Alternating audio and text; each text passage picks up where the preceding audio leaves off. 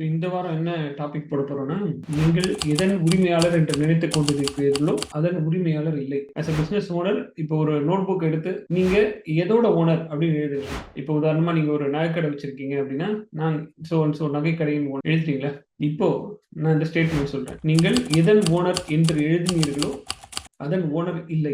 குழப்பமா இருக்கா?